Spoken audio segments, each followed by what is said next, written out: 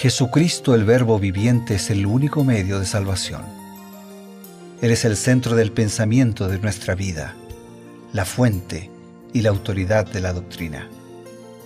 El principal propósito de la vida de Cristo fue la obediencia a los mandamientos, exaltando la ley de Dios como un reflejo de su carácter. El principal mensaje a ser predicado en el mundo, basado en Apocalipsis 14, está representado por 3 ángeles llevando el Evangelio eterno al mundo entero. Este mensaje se basa en los encantos inigualables de Cristo y declara que la hora del juicio ha llegado y llama a obedecer los mandamientos de Dios. Mediante su palabra, Dios ha comunicado a los hombres el conocimiento necesario para la salvación. Las Santas Escrituras deben ser aceptadas como dotadas de autoridad absoluta y como revelación infalible de su voluntad.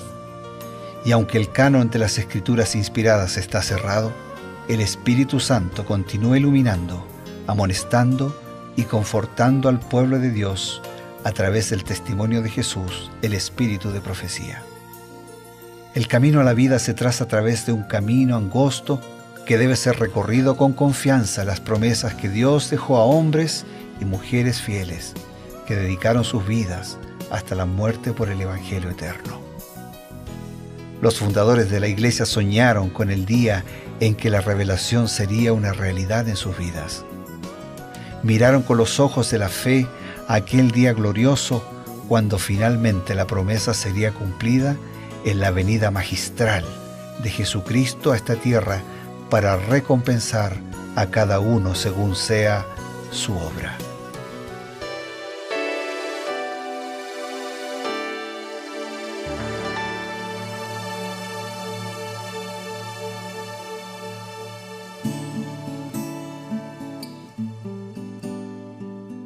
Es una alegría este reencuentro, como cada día, porque estamos estimulados, estamos vitalizados por la palabra de Dios. Y en este segmento de Reavivados por su palabra, que titula Creer en sus profetas, nosotros compartimos lo que es la orientación de Dios a través de sus profetas. Tanto en la antigüedad como en la época moderna, la iglesia de Dios ha sido conducida de manera sabia por esa orientación muy inspiradora y sobre todo guiadora.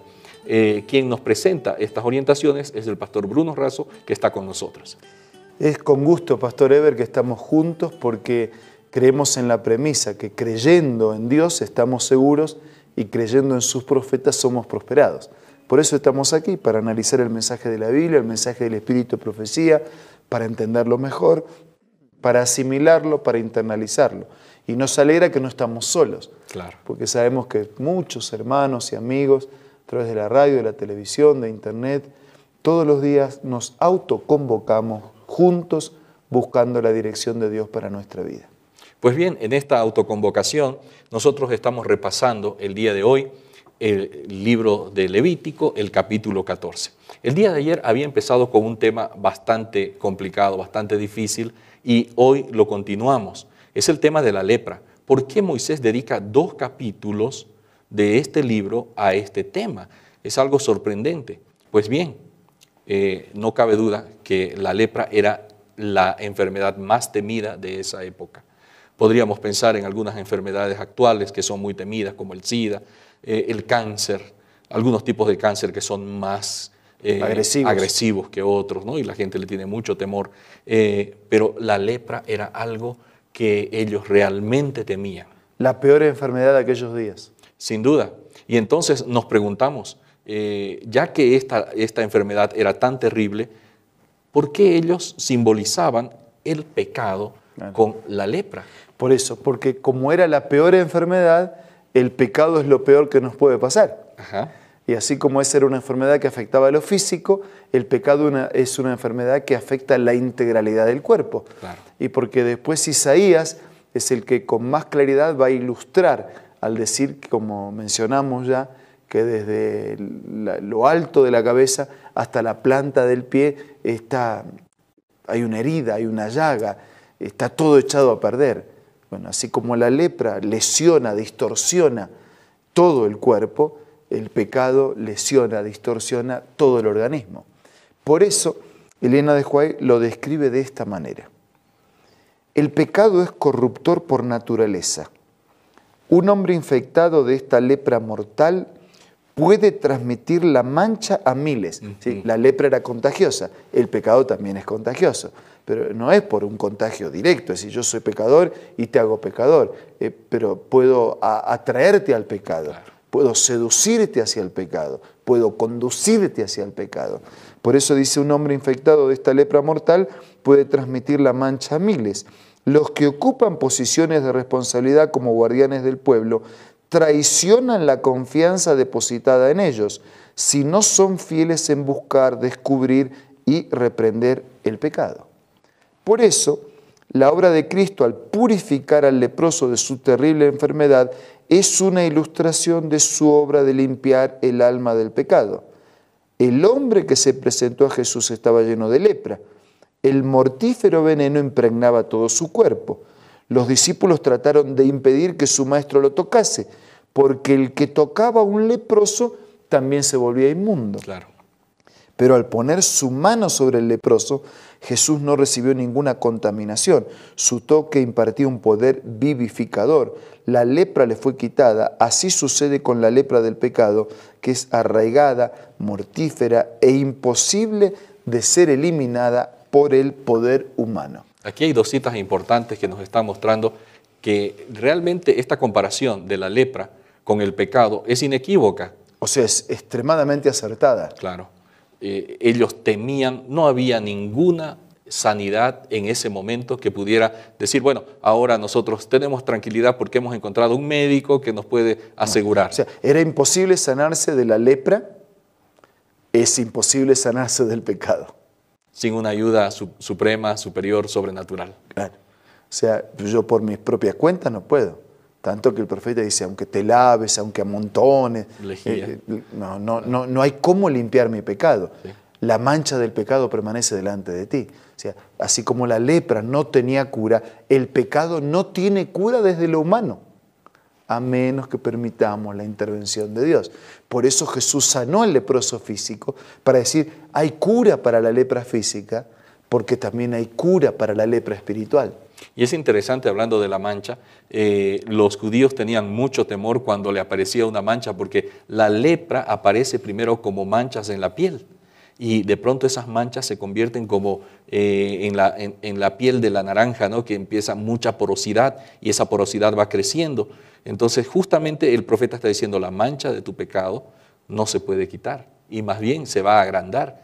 Sin la intervención divina, no hay forma de curarse de esta enfermedad tan mortal que es el pecado, simbolizado por la lepra. Así es. La otra lección, Eber, que está presente aquí es que todo el mundo le escapaba a un leproso. Claro. Y todo el mundo le escapa a un pecador.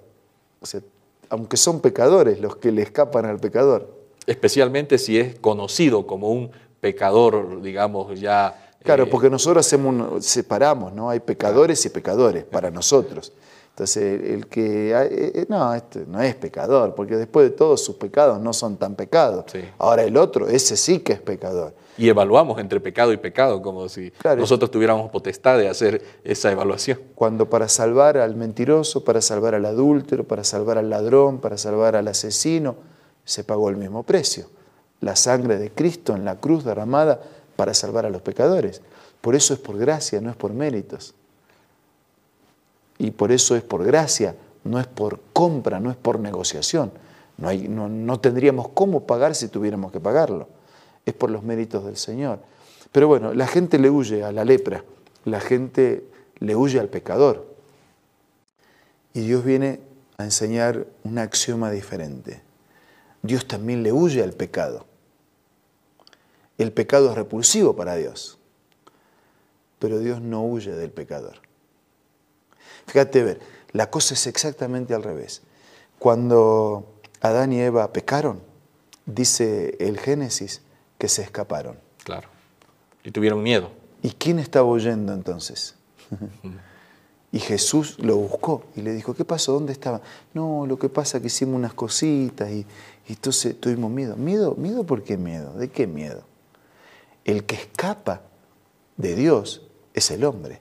El que escapa es el leproso y el médico es el que va corriendo detrás del leproso para decirte, tengo remedio, tengo tratamiento, tengo interés, tengo disposición, quiero sanarte, puedo sanarte. El leproso le dijo, Jesús le dijo, ¿qué quieres que haga? Que me sanes. Y él estaba la cabeza agacha.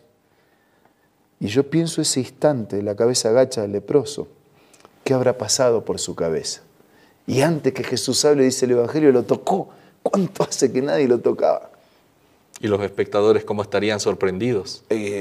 Yo trato de ver a algunos de esos que querían ayudar a Jesús como haciendo señas. Señor, saca la mano, te está complicando, te vas a volver inmundo. Y el Hijo de Dios vino para tocar a los inmundos. Y gracias a Dios que vino a tocar a los inmundos, porque así mi vida tiene esperanza.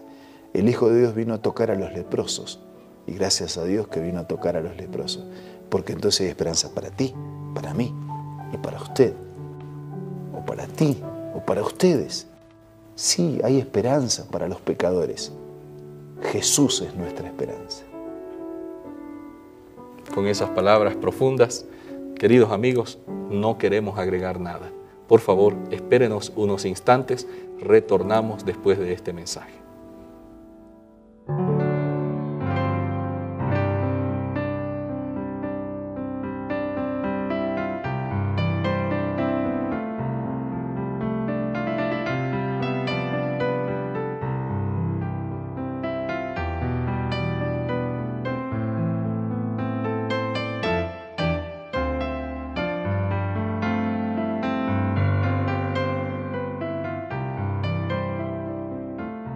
Porque de tal manera amó Dios al mundo que ha dado a su Hijo unigénito.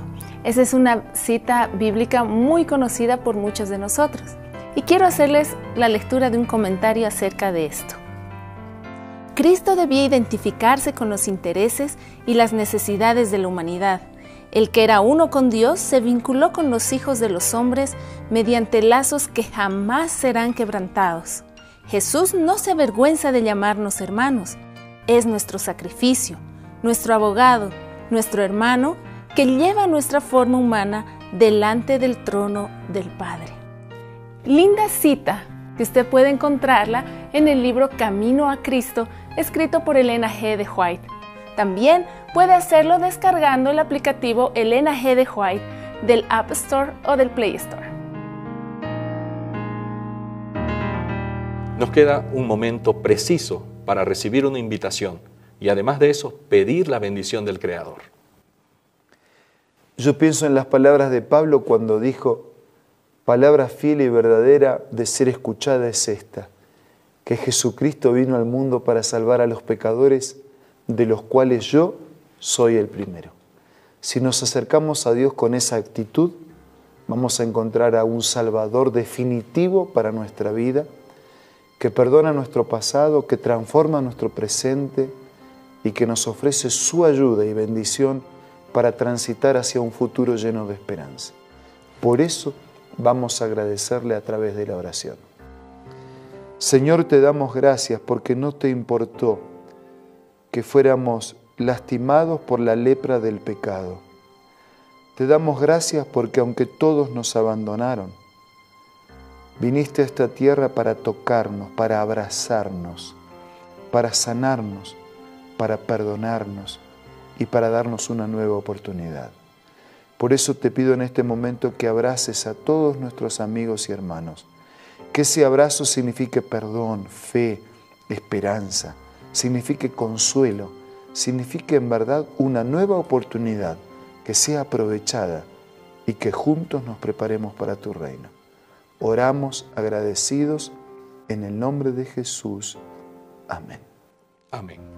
Con ustedes, amigos, queda un compromiso. El día de mañana nos reencontramos en esta caminata, en este peregrinaje, juntos, un capítulo por día, un día de esperanza, un día de alegría. ¿Por qué? Porque estamos acompañados de reavivados por su palabra.